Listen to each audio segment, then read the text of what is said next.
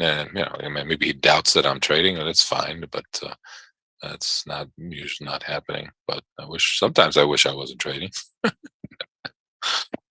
Anyway, sometimes Don wishes he wasn't trading. He wishes he was back on that tractor mowing that hay or collecting that hay, whatever you do with hay.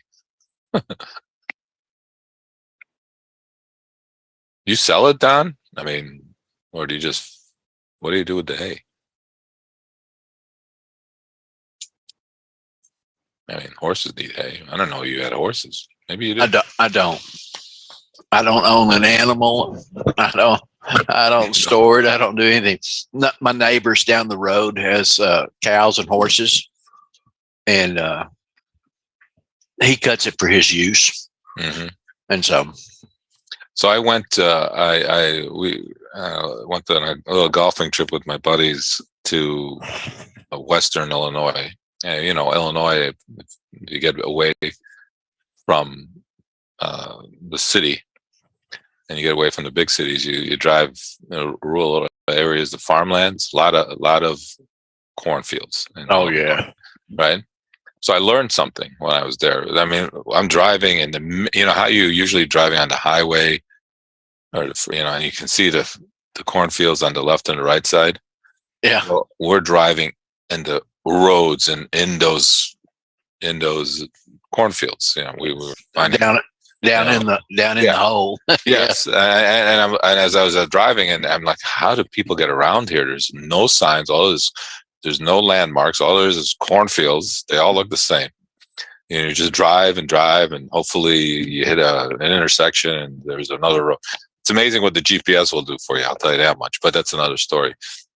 So we're driving, and so I learned something. I learned that if there is corn that they grow for human consumption, and then there's corn that they grow for feed stock.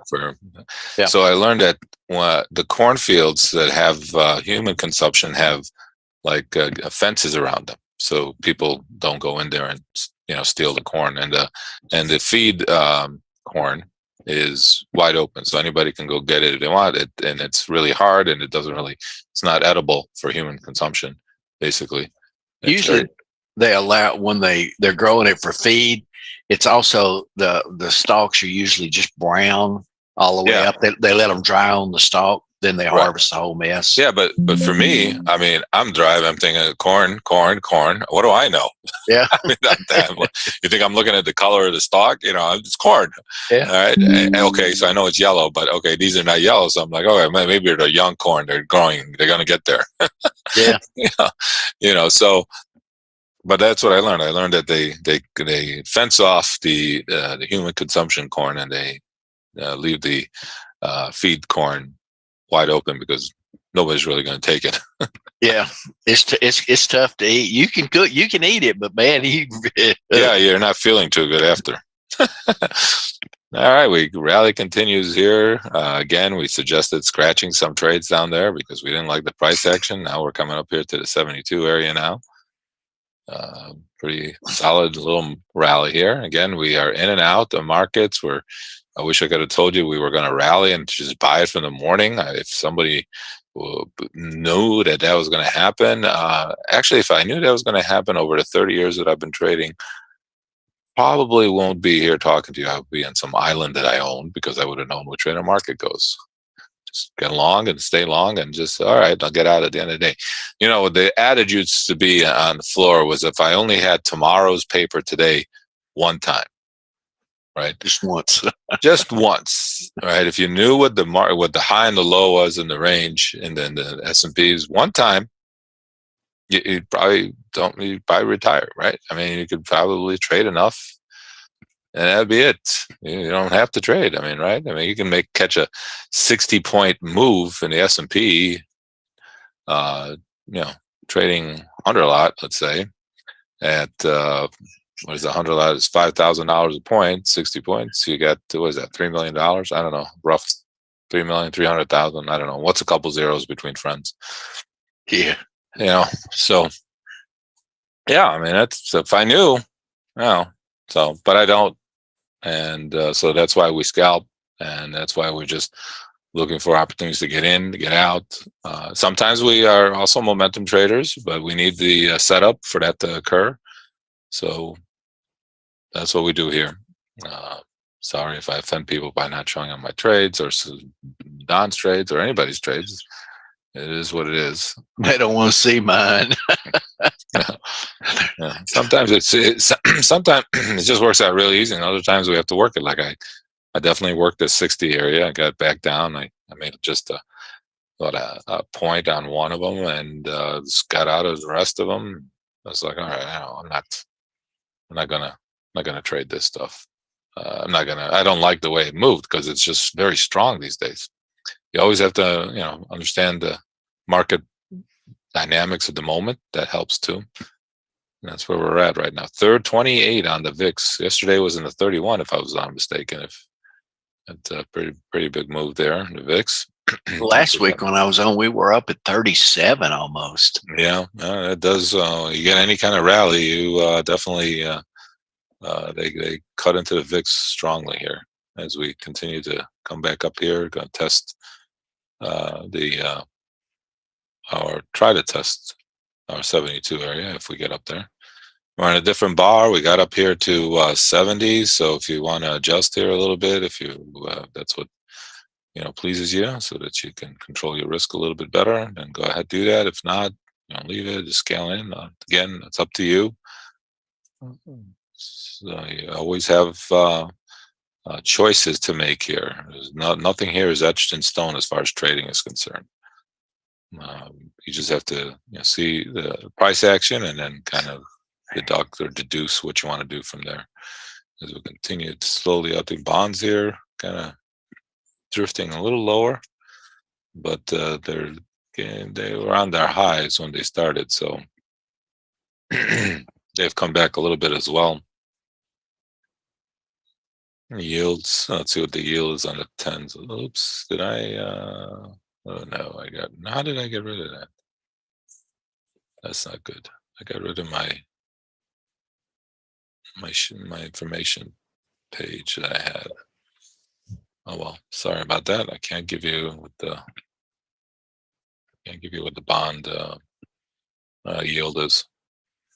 All right, so we are up here, 72, came up here to 71. So if you're scaling, maybe looking at 72 still, we're drifting up here. We got another minute here. If you got in at 71, okay, getting a little bit of rotation down here against the 71.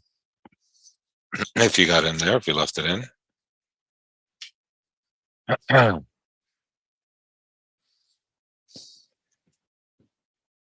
right.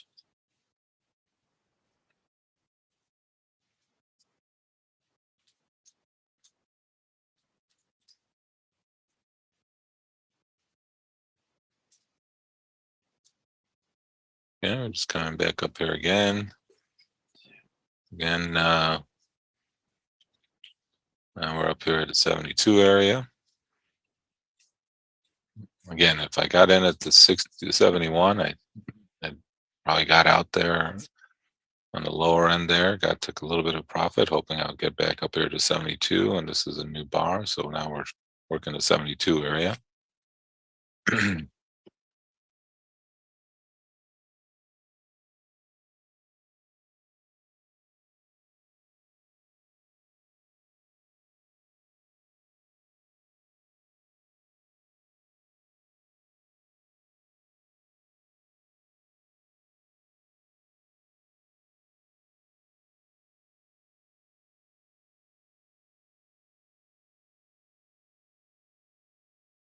I'm just kind of hanging up here against the 72.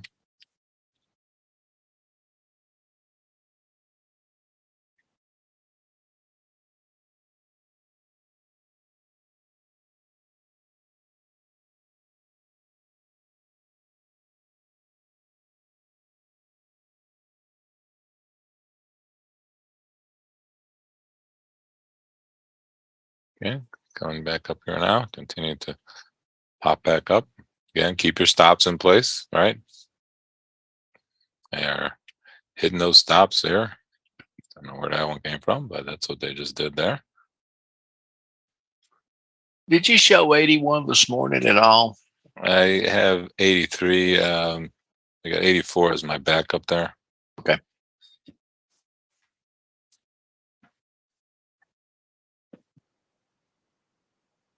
But this is kind of just a strong little market, kind of doing its own thing here.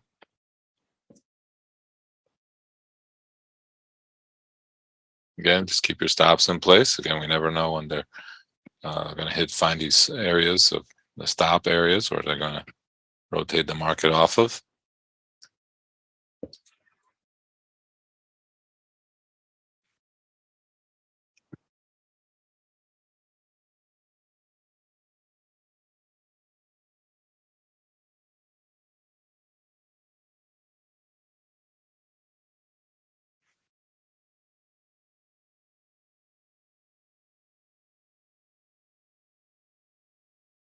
All right. Got up to 78 there. Popped it really quickly.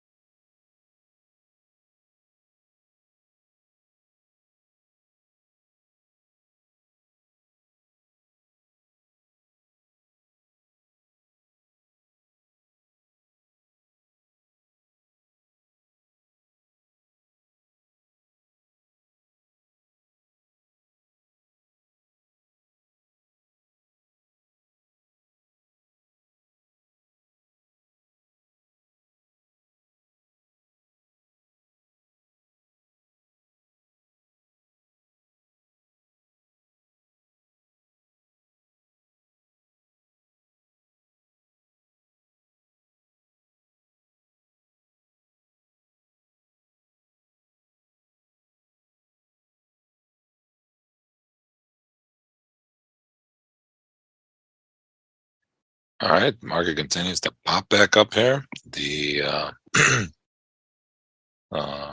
bonds here also kind of reacting to something. Right, don't know what, but they are reacting to something here.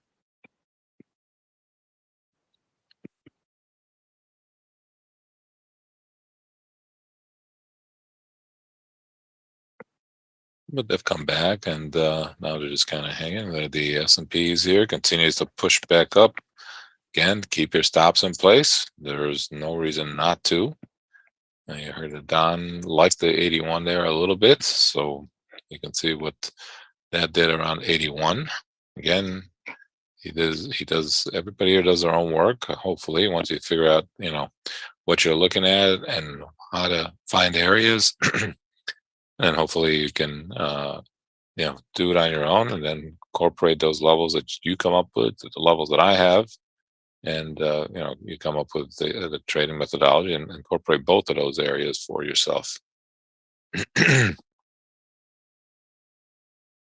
That's why we have this room, so that people can share concepts and ideas.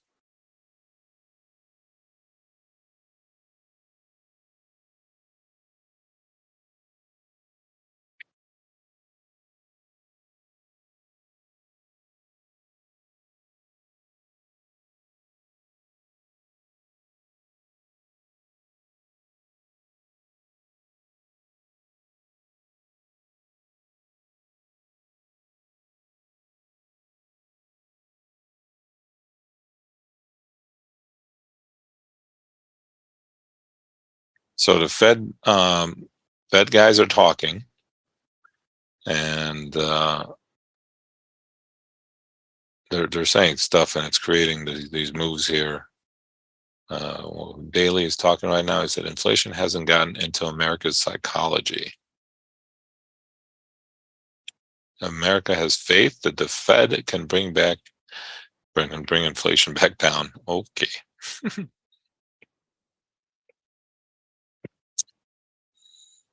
Okay, that's what they're talking about. I don't know what that means, but all right, let's see here. So obviously they're still talking, and it's creating some volatility here in the market as these headlines are coming through, their speeches that they're giving, and probably it's a little Q&A as well.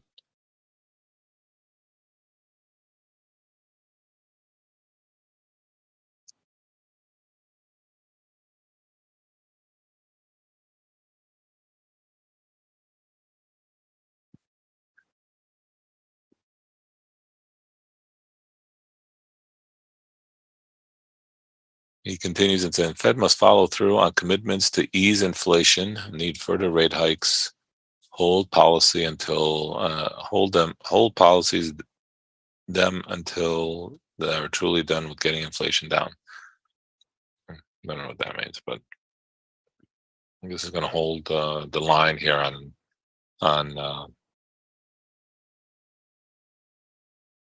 on raising rates until they see some.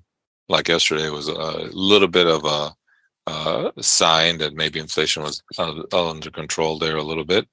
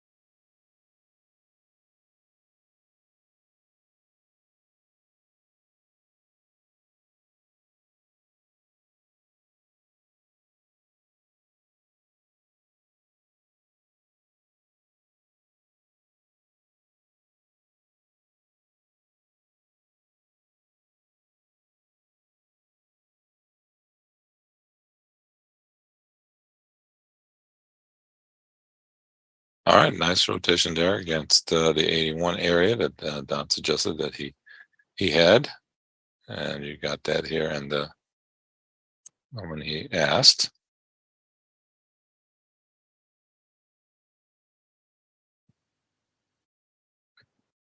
right now we got support back around the 60 area.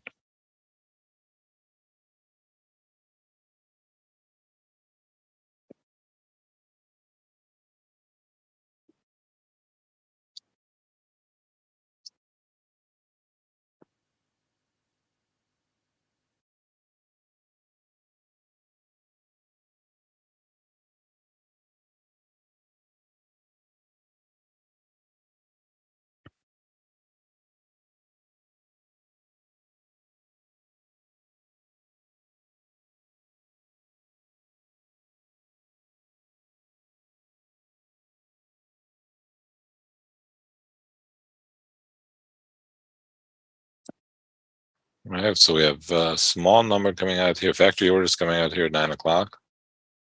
We'll see what that does.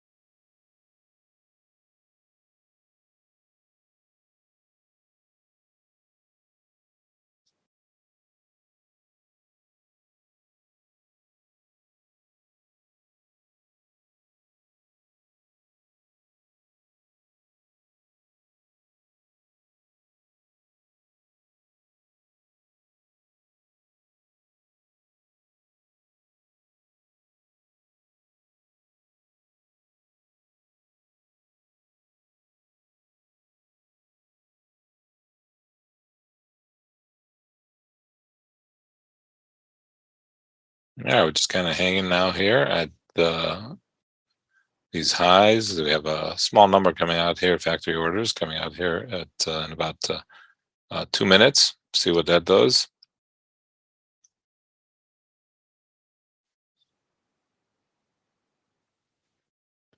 What is it with the 72, 3, and 4 number?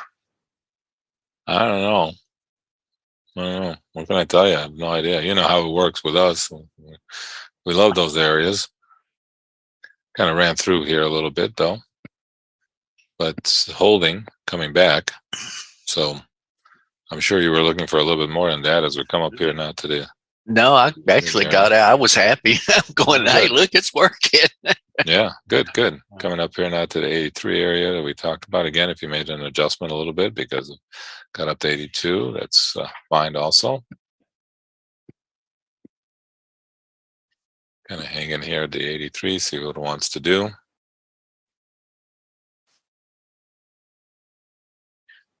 All right, gonna try to give us a little bit of rotation here against it.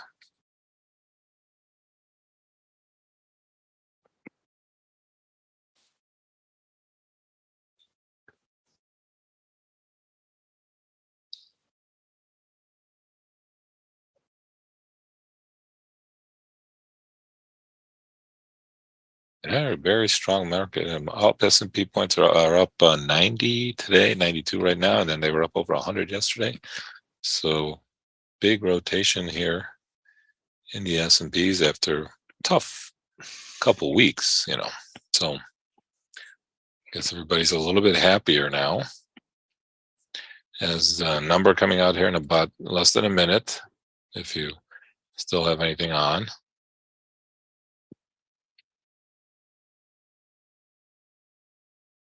Do have this number coming out now.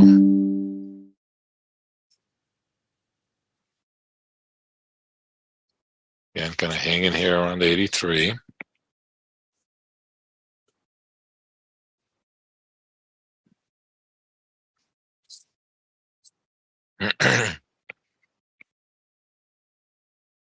Okay, number will be out here eminently, kind of flat right now. Again, if you don't like the price action, you have choices. Talked about that all the time. Let this number come out. We'll see what it wants to do from there.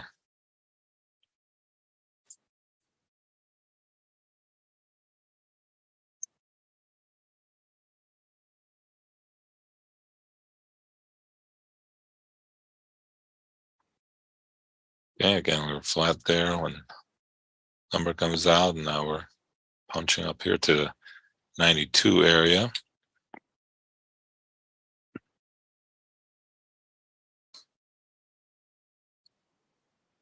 All right, quickly coming up here to the 92 area.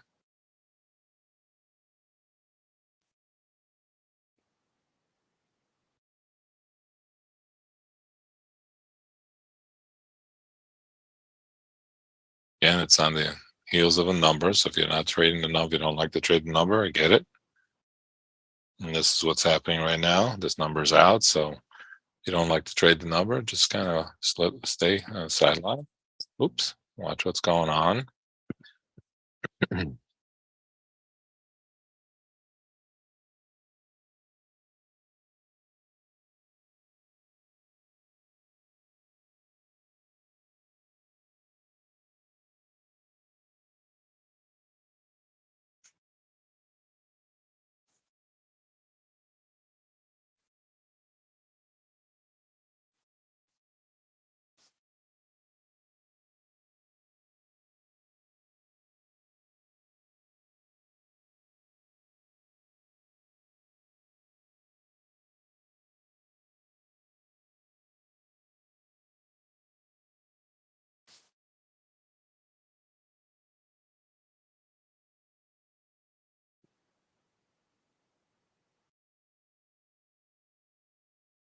Okay, strong little market here. Continues to rally.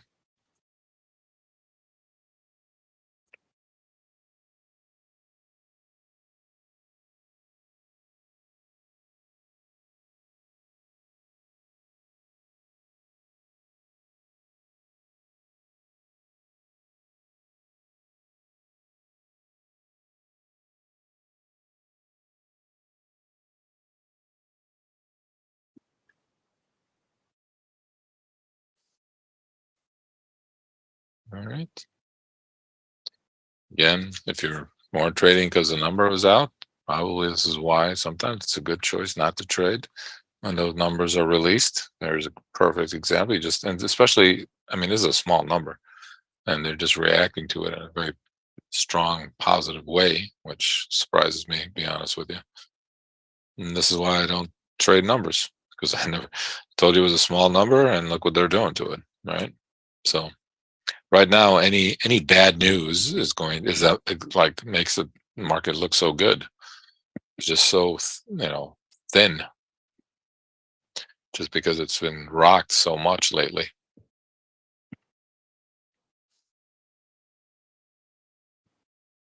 Let me give you some more levels here to the upside there, Don.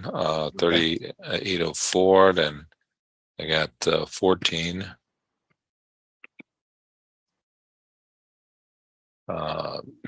We got 22, 33, and then 43. All right.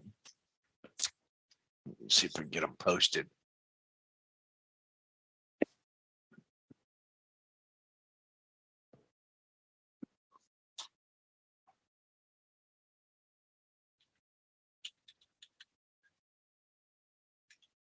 You heard from Mark? No, it's really upsetting me that he hasn't reached out.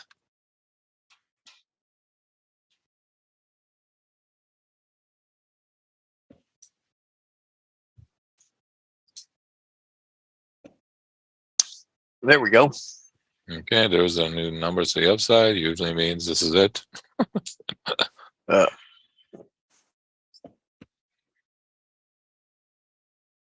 Yeah, the jolts again, not the biggest number ever, but I guess any down play of any number that's released is positive right now. Jolts is definitely not, again, just like factory orders, wasn't really a big number. But as you can see, momentum right now is playing a bigger factor. You got fundamentals overriding the technicals right now because of just the sheer fact that they're just so oversold. Now everybody's running to the market thinking, oh, can't miss the, you don't want to miss the boat.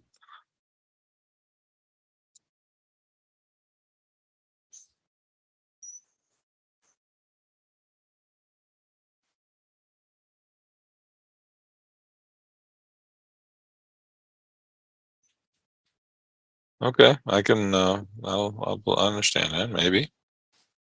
I didn't know that they were looking at it more closely, but this is they do that all the time, is shift gears as to what they're looking at. I didn't know that, but we'll keep a little eye on it next month.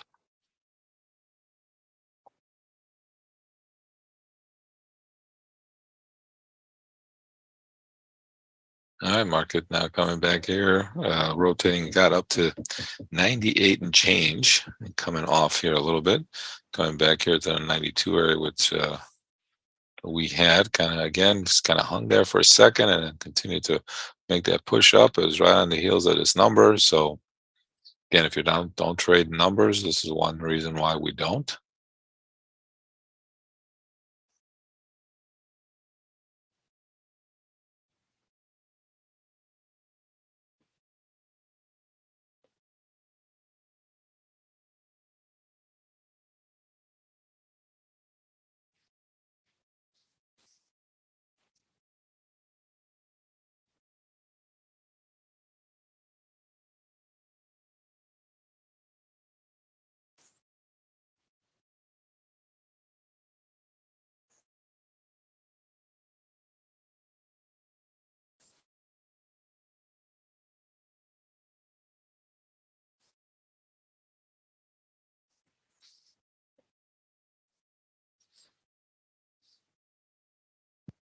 All right, coming again. Right now, support back at around, well, 64, 65 area. If we get back down there.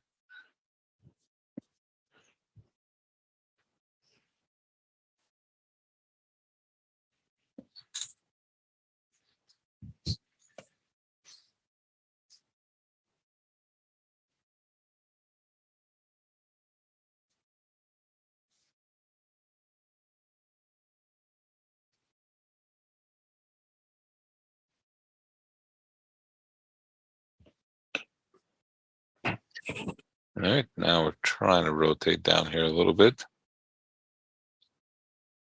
Like I said, support down below 64, 65. If you want a little better support, maybe around the 74 area.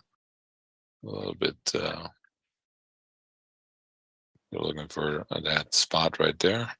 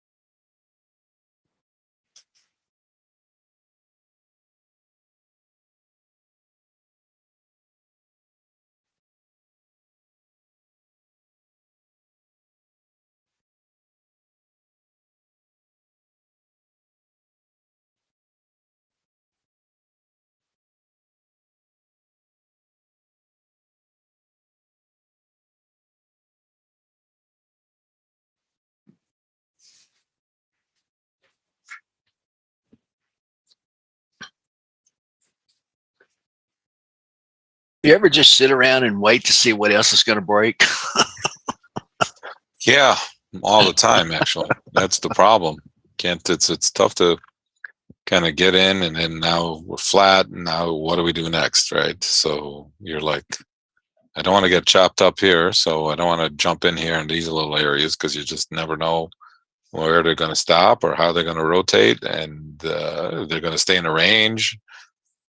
Too many unknowns. Yeah. So we just, unfortunately, when we kind of run through a level and then we have to get stopped out or something like that, or we're working a level and we get out of it, and now we're just like, okay, now what do we do? Again, my next level of upside is 04, which is my order is already in, and then downside, I did put a small buy there at 74, but I gotta wait now, see what happens. Well, a question for you. When you were trading in the pit, you were actually the market maker. Right. Okay. So you didn't have the option to, Nope. you had to take the trade. Yep. Sometimes it was good, sometimes it was bad. So if you were in the pit in this situation, I guess to say, and you don't want to trade, and somebody says, okay, I want to buy some, then you have to sell them. So we don't have to, but it's your job to sell them something. Or well, here's what's happening. First of all, I wouldn't the market and electronically or on the floor, or they trade two different animals.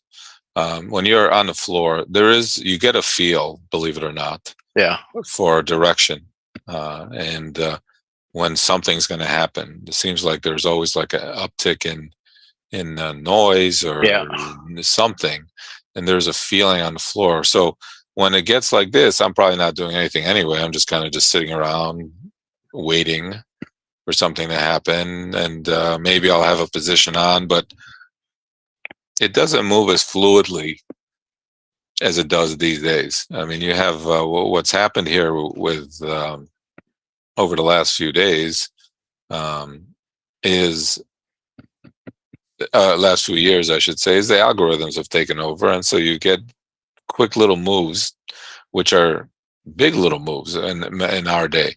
When the S&Ps, if you had an S&P range of 20 points, 20, 30 points, that was a big day. Yeah, that was a huge day in the S&Ps. The markets were tight. There were bids and offers. I mean, I don't know if some of you have been here, but S&Ps used to have 1,000, 1,500 bids and offers at every price. No kidding. They used to have like bids and offers, 1,500, 2,000, 4,000, at every price. And now you could see here, if you have 100 lot, that's a lot, you know. Yeah. So when a 500 lot pops up here, oh my God, it looks so big. But the reality of it, it's not that big. It used to trade, very tight ranges. The bond market, you get a point move is a huge day in the bond market. Okay, huge day. And let me tell you here, and we have a point move here in the last 1, 2, 3, 4, 30 minutes in the bond market. 30 minutes in the bond market here. You can see they went from the lows to the highs, and it's over a point in 30 minutes. That was a whole day's work for us, and that was a lot, and you were exhausted. Now it happens in 30 minutes. So the dynamics of the floor and trading electronically are two different dynamics. So when you were standing on the floor and you could see that there was 300 bid there, 200 bid here, 100 bid there, that means people were trying to buy them at a certain price, and the market would just stay at that price. It wouldn't just quick move around like it does now. Yeah.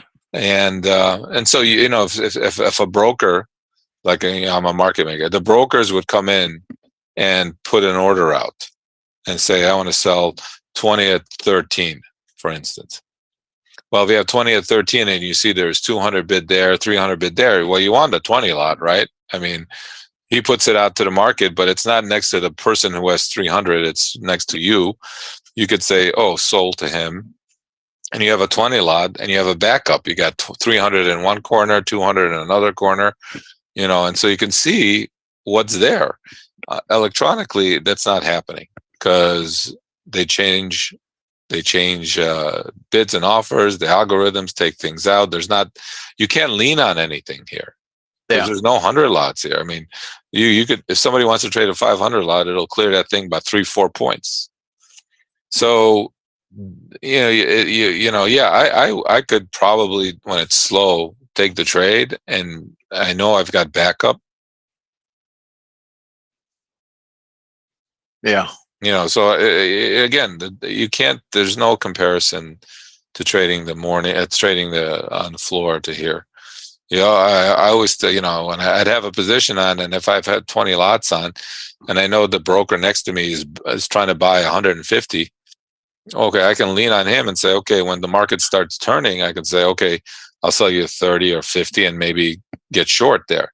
So I go from being long to being short because the market turned. Yeah. And if it turns and I have a short position now, well, that's good. But if it turns and I sell him 50 and somebody else comes in to buy more at that price, then I'm short 30.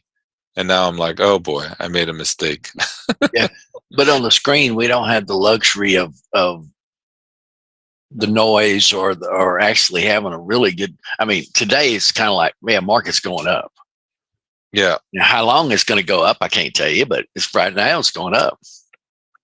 Yeah. Yeah. I mean, at least for the time being, right? Until it doesn't. Again, we're not trying to guess where it goes up or where it doesn't. So, but yeah, I mean, the dynamics during the, you cannot, there's no comparison between trading electronically and trading on the floor. And look, it took me a while to get to that, to realize that they're two different animals. Yeah. I wish I could have told you I figured it out sooner, but I didn't. Yeah. So it cost me some money to figure that out, and then I've got into where we're at now, where okay, we have to be patient, we have to pick our spots, and then go from there. And it seems at least it's a little bit better. You say be patient and pick our spots, but I don't think people really. It's kind of like I wish I'd have understood it earlier. Yeah, it cost me a lot of money to figure out what you were already telling me. Right. I mean, this again, it cost me money to figure that out too. Right? Yeah. It's not I got carried away here. I mean, like I said, I was trading. I got off the floor. I'm trading kind of the same. I'd have a position on every tick, and then realize, whoa, this is I can't do that. I can't do that anymore. You know, so it cost me some money at the beginning to figure out that, okay, this ain't working this way. I got to change because it's just not working. I mean, I wish it would, but it's not. So, so you all learn from our mistakes. That's about it. But yeah, you cannot. There's no comparison to trading on the floor to trading electronically or on a computer here. It's two different animals by far. You had more. I'm telling you, you could have taken any position on the floor and had a lot of confidence in your position, and because you can lean on an order. Like, I mean, when I would stand by the broker, you know, I hear that he's got his clerk tells him now, okay, maybe I'm not supposed to know this technically, but his clerk tells him he wants to buy 300 at the market, then he's got to buy another 300 at the price underneath and another 300 at the price underneath. Okay, so I know he's got to buy 1,000 contracts. Now, would I sell him all of that stuff? Because I know that at one price, he's going to have 300 more at the next price underneath or 300 more at the next price underneath. So I had a little advantage there in hearing his clerk tell him basically buy 1,000. I would, you know, stagger it in. And then so I wouldn't sell, you know, the first 300. Would you get short some going down to the next price? No, because I know he's got 300 more underneath that. Yeah. Right. So what am I going to do? I can't compete with him. Well, no, but I was thinking, could you sell? Well, you'd have to sell somebody at the current price and try to. Well, again, he's buy going it back at a lower price to sell back to him. Or no, what I would do is I would try to buy him at the price that he's bidding the first 300. Yeah. All right. So as somebody is like that, you know, when another broker comes in and says he wants, let's say that he has 300 at 13, 300 at 12, and 300 at 11. Now you would never see that on the screen. Okay. Yeah. But that's how it used to be. So I would try to buy 13s, knowing that I have him as a backup because a broker sells me a 20-30 lot at 13. I can always, when the market starts turning, I can always turn to the broker who's standing next to me and say, I'll sell you 30. You know, and usually, unless he buys them from one person, you could probably sell him 30 and somebody else will sell him 50, another person will sell him 100 and he gets filled.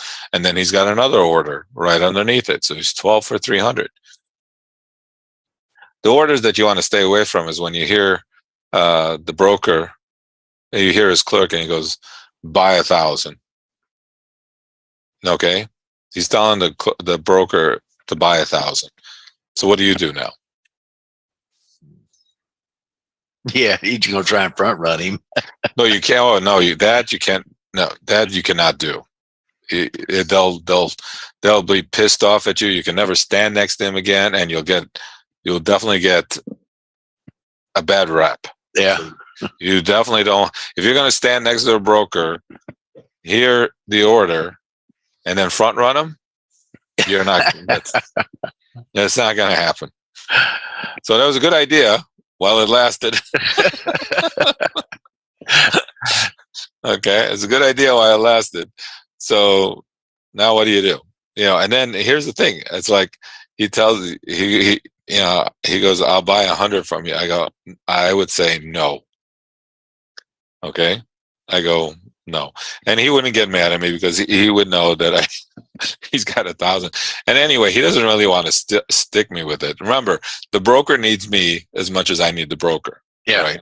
So to stick me with the 300 lot or 200 lot right away is kind of, wouldn't be fair. So one time it was staying next to him. The broker tells him to buy 300.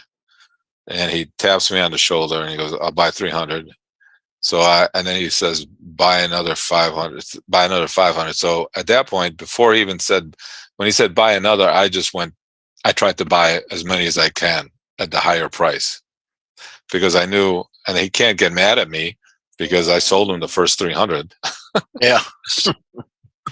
You're only front running him on half. Yeah, I mean, at that point, I wasn't too comfortable with doing the 300, and I was like, okay, I'll just, so I sold him 300. I bought 150 really quietly, so I was down to 150. And when I heard him buy another, I bought another 120. I was short 30 only. So okay, it feels a lot better that you're short 30, but still a lot. Yeah, But it's better than a short 300. So well, so you're buying these things at different areas, and you sold him some, and so are you just trying to buy back what you sold? right. So I'm Okay. scratching him. Yeah. Okay. Right. So which is fine because now he knows that I sold him, let's say 300 at 13 and the market is trading at 14 or 15. He'll come back to me at that point and say, okay, I'll buy, 30 more at 16 because he knows that I sold him the 13s and nobody's going to complain to him that he's trading with me at 16 and maybe the 16s are gold, right? I didn't even have to work those. He had the order to buy a 30 lot at 16 and he goes, I'll buy 30 at 16 from you when the market was 15, 16. And so, okay, and nobody's going to complain because I sold him 300 at 13, right? Yeah. And the market's trading at 15, 16. That's how he comes back to me on the smaller stuff that is more in my range that I'm comfortable with than the 300. So when you're standing up there, it's like, and again, this was all different. I mean, we're talking numbers here that are big, and you're looking at the S&P bids and offers, they're trading less than 100 lot. You cannot never do that now. Well, let me ask you something. These guys, the brokers, say they bought 300 or 1,000, doesn't matter. How long would they hold these things until somebody told them to sell it? Yeah, I mean, the broker is buying them for somebody. And usually they're buying it. If you're trading 1,000 lot, you're probably buying it for Goldman or for Merrill Lynch or big institution. Now you don't know if it's a fund that they're trading or what. And these guys, like I said, if you're going to trade 1,000 lot, you're not trying to scalp it. Yeah. These guys are holding it for 2, 3, 4 points, not ticks. Yeah. And so, I mean, and they're scaling in, they're going to buy 1,000 here and about 1,000 there and be done with it. But again, those guys, are looking for moves, when you're scalping, the bigger scalpers who are on the floor trading, they would, take positions like 300, 400, 500, 600 at a time and just kind of trying to milk it a little bit, try to, when you're trading that big, when you're trading that size, if you're a local scalping, and remember, the markets were not moving as fast as they did now. I mean, this is the one thing that you have to remember. You could put 300 on and not be nervous about it. Yeah. Even though it was a lot of money, but just to show you, I mean, if you put 300 on when you're on the floor and each tick is worth 10,000, maybe you're risking 30,000, 40,000. You put on, that many on the contract right now, you're risking 100,000 in like a minute. Yeah. So it's just not, it's just a totally different ball game. I couldn't be a pit trader. I can't remember all the numbers. That's the thing. You don't have to remember the numbers. All you got to remember is going in and out. Oh, that leaves me out. You just have to remember the number that you're trading, like 15, 16, 17, 18. I mean, we weren't moving that much. You don't have to remember numbers. I mean, I had, when I had my, I had a guy standing next to me who did a lot of, what do you call it? Charting for me. And remember, when we had charting at the time, we didn't have computers. The guy would actually go off the floor to a machine, print up his bar charts and bring him back. And then after an hour, he would like pencil them in for an hour and then And then after that, he'd go back out, go get another bar chart, and then start penciling that in. He used to do it manually, and so I used him as help for support and resistance areas when I was Well, standing at pit. But you I'm, I'm don't. told I'm told that you really get a better feel for the market if you hand chart it. I too much work for me. Yeah, I couldn't tell you. I never did it. I tried it. It's just a lot of work. When I was trading on the floor, I traded for myself. I didn't trade for anybody. It was all for my own account. I always traded for myself.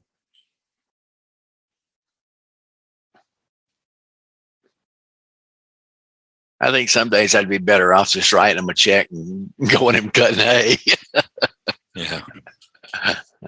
I would trade about, on average, about 12 to 1,500 contracts a day, and that was in the morning. In the morning. Now I know why they have a bar down there. I'd have to go drinking if I traded stuff. I'd have to go drinking before I got to work. Yeah. Well, some of them do. So, and now now if I trade 100 contracts, that's a lot. 100 contracts feel like 1,200 contracts sometimes. So yeah. It was good days to trade, good times to trade, I should say, when you're on the floor. And obviously it took me a while to get to that point. It didn't happen overnight. Obviously, you don't get to trade, and it's like, also, not only you don't get to trade that much all the time, but you have to earn your way. You have to earn your way to get to the point where you're standing next to a broker. I mean, when I first, there's different levels on the floor, on the pit. The top levels where all the brokers are, and then the top traders are standing right next to them, and then the next tier of traders, and then next tier of traders. I was standing on the third step when I started. Well, I'll tell you what, when you start in that thing, you were in the hole. Oh, you are? I am in the hole. I was in the hole. I had no idea what was going on. I'm looking around. I go, how do people make money here?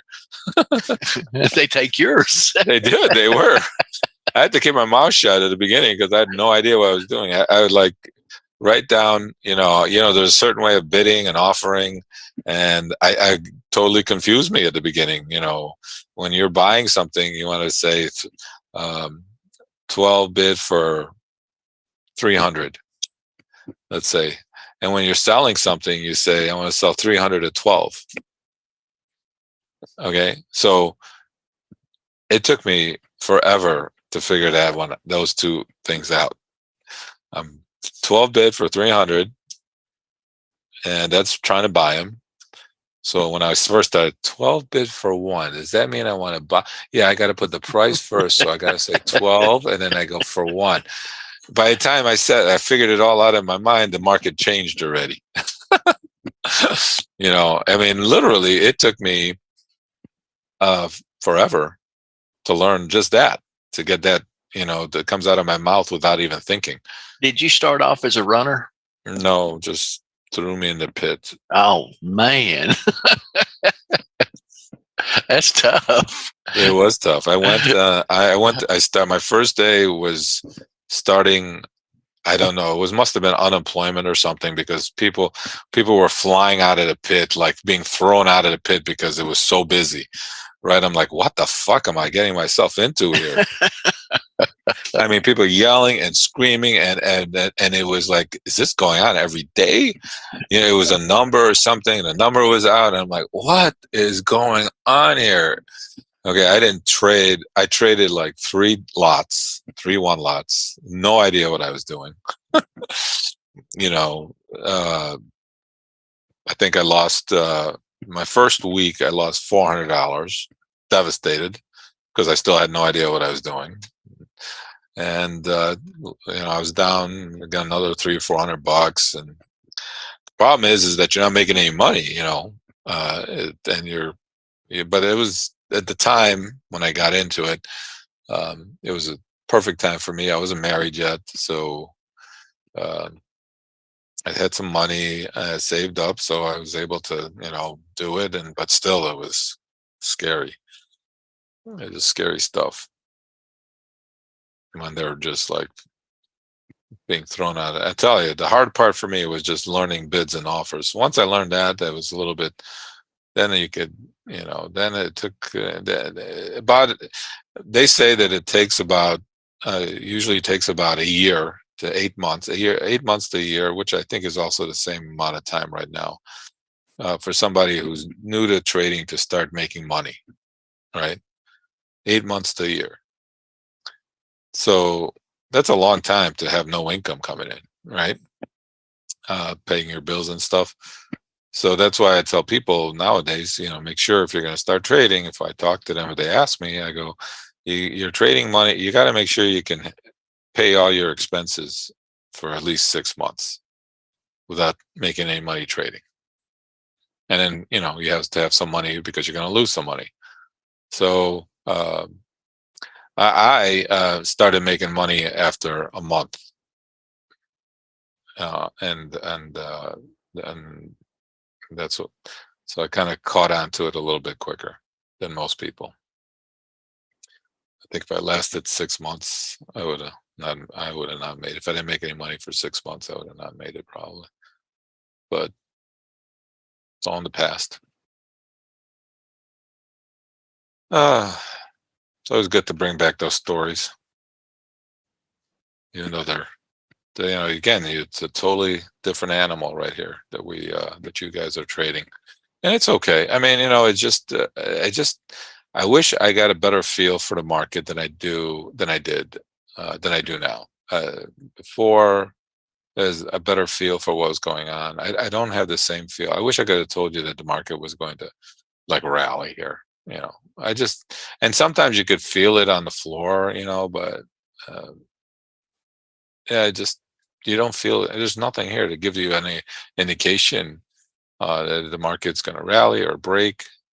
That's the one thing that, if there's anything that I miss about the pit, is that's what I feel that I miss. So, but and like, the reason that we got into this conversation is you asked me, what do you do now? I mean, do you just kind of hang out and do nothing? Yeah, not that I want to. Trust me. When I was on the floor, I don't think if I stood there, I always had a position on. I don't know if it were long or short. It didn't really matter to me as long as I was just, buying the bid and selling the offer. And, yeah, obviously it's not always going to be positive, and I had to, get out and get back in, and get out and get back in, and then you wait, and then you just kind of, sometimes you just are waiting until the market actually, there's some movement and there's some volatility and there's some volume that comes in, and then that's when you can, cash in on your trades, because you just got to be patient. Yeah. So,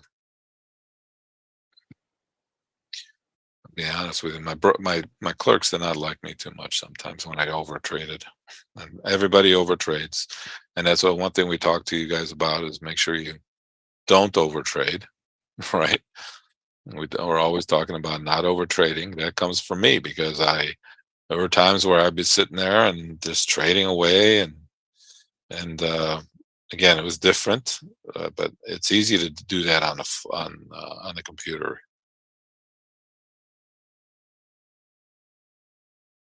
So we learned from, not mistakes, but from experience, what not to do. Trading a number, even though it was a small number today, was another example of not trading. Uh, I had, I decided a couple times, to my detriment, to have a position on when there's a number coming out. I'm thinking, okay, how much could this cost me? The worst thing you could ever say to yourself. So I had a 5 lot on. I mean, okay, a 5 lot, what's the big deal? A 5 lot. And of course, I think it was unemployment. Stupid idea.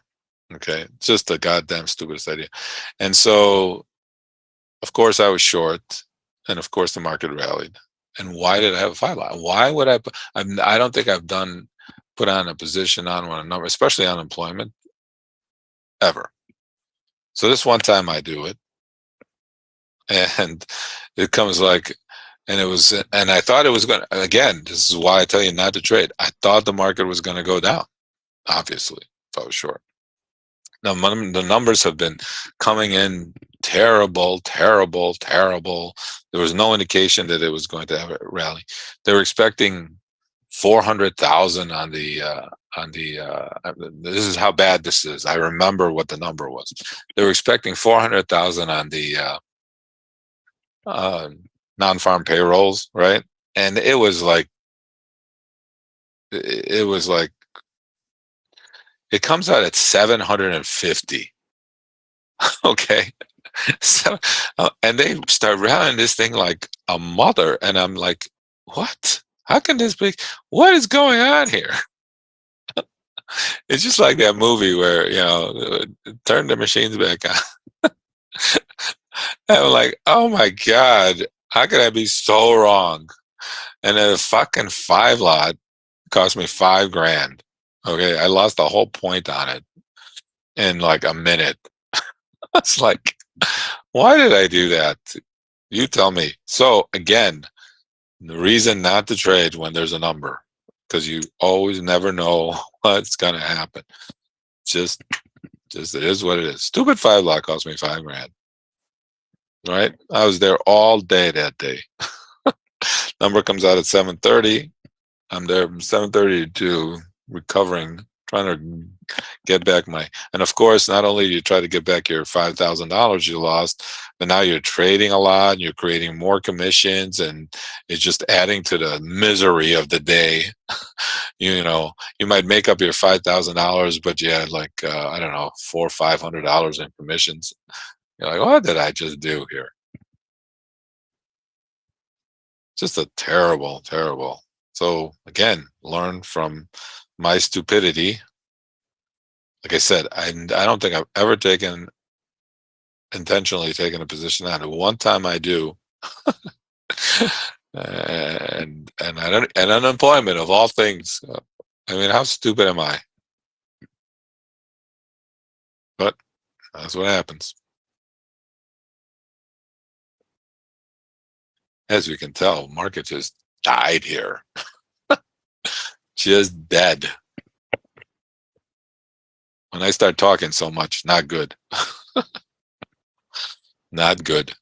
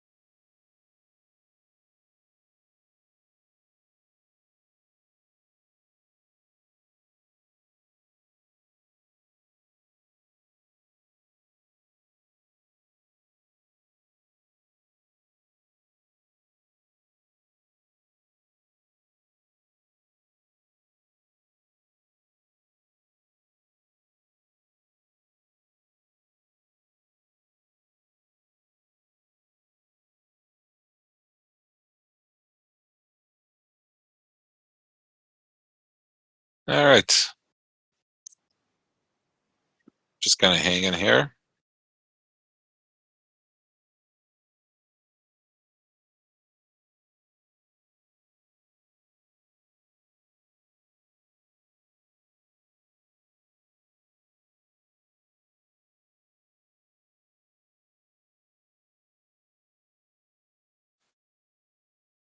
Yeah, even the 5 minute bars got tiny. They've really sucked out the volatility here.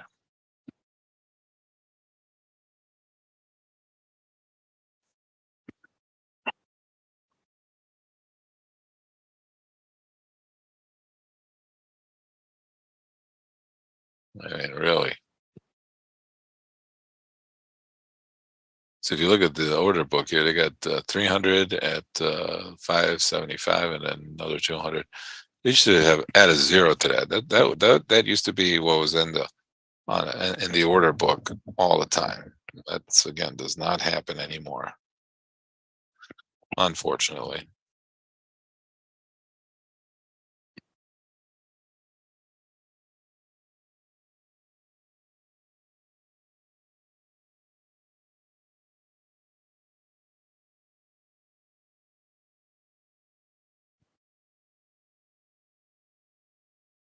Oh, how can they pull the plug on the market so fast? Right? But again, another thing that happens when the markets rally is you get these. They just really suck the volatility out of the market. It's amazing.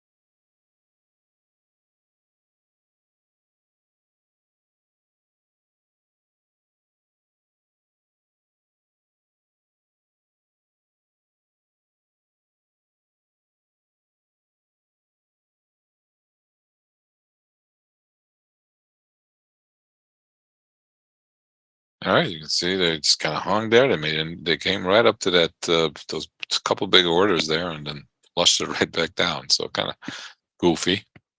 All right. So again, how we talked about those big orders that are laying in the market. How do you trade them? You could like lean up against them, trade with it, and then cover your position on if it goes above it. You're basically taking the same position as that individual is and using his orders as a backup for you, right? That's how kind of maybe I did on the floor sometimes. But again, you could do it here on, looking at the computer and just say, okay, well, I got this guy's in here and he wants to, sell this 500 thing here. Maybe I could jump in here with him, right? Maybe I'll sell it with him. And then if it pops up a little bit, I can get out.